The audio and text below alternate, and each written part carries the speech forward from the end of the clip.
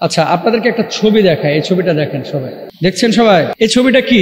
ছবিটা হচ্ছে একটা লঞ্চ বা জাহাজের মতো একটা বস্তু, জীর্ণ শীর্ণ, সেটা পড়ে আছে ফাঁকা মরুভূমি বা মাঠের মধ্যে। আর এই জাহাজের পাশে অনেকগুলো উট শুয়ে শুয়ে বিশ্রাম নিচ্ছে।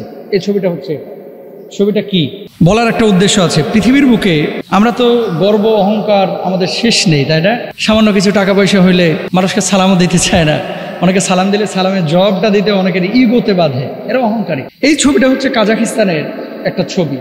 60,000 বর্গ কিলোমিটার এরিয়া জুড়ে মূলত এই জায়গাটাতে সাগর ছিল। সাগর কালের পরিক্রমায় এই সাগর শুকিয়ে আজকে মরুভূমি হয়ে গেছে। 60,000 বর্গ কিলোমিটার। তাহলে এই জাহাজগুলো এখানে পড়ে আছে কেন? ওই যে যখন সাগর ছিল তখন এই জাহাজগুলো ওই সাগরে চলাচল করত।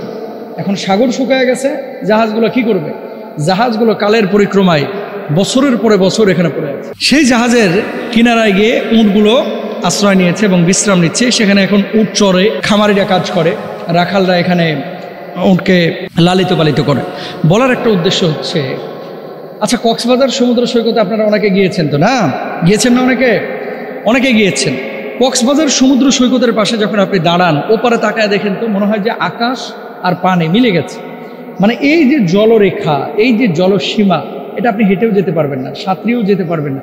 ইভেন সাগরের এক কিনারা থেকে আরেক কিনারা, এটা আপনি অনেক সময় জাহাজেও কিন্তু যাওয়া সম্ভব না, কারণ কিছু জায়গা আছে খুব ভয়ঙ্কর।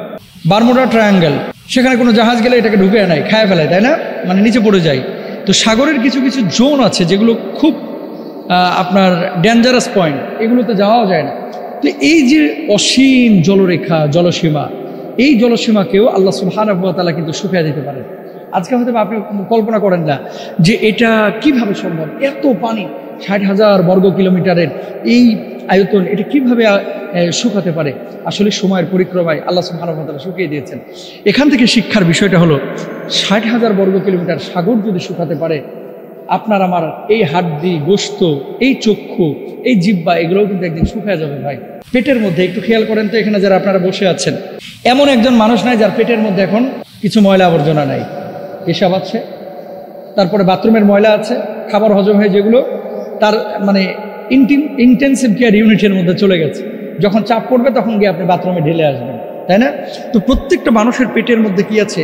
নাপাকি কিছু আছে, পেশাব আছে। আল্লাহ সুবহানাহু ওয়া তাআলা মানুষকে বানিয়েছেন ওয়ালাকাদ কাররামনা বানি আদম। আল্লাহ বলছেন আমি মানুষকে সম্মানিত করে বানিয়েছি। কেন? আমার ইবাদতের জন্য, গোলামের জন্য। অথচ এই মানুষ, জানেন, অনেক মানুষকে মানুষই মনে করে না। আগে টাকা পয়সা ছিল না, এখন কিছু টাকা পয়সা হয়েছে, বাপরে বাপ কি অহংকার। আগে চেয়ারম্যান ছিল না, এখন চেয়ারম্যান হয়েছে, বাপরে বাপ কি অহংকার। আগে হুজুর ছিল না, এখন হুজুর হয়েছে, খতিব হয়েছে, বড় বক্তা হয়েছে, এত অহংকার। এখন চলতেছে অহংকারের প্রতিযোগিতা, কে কতভাবে নিজেকে জাহির করতে পারে।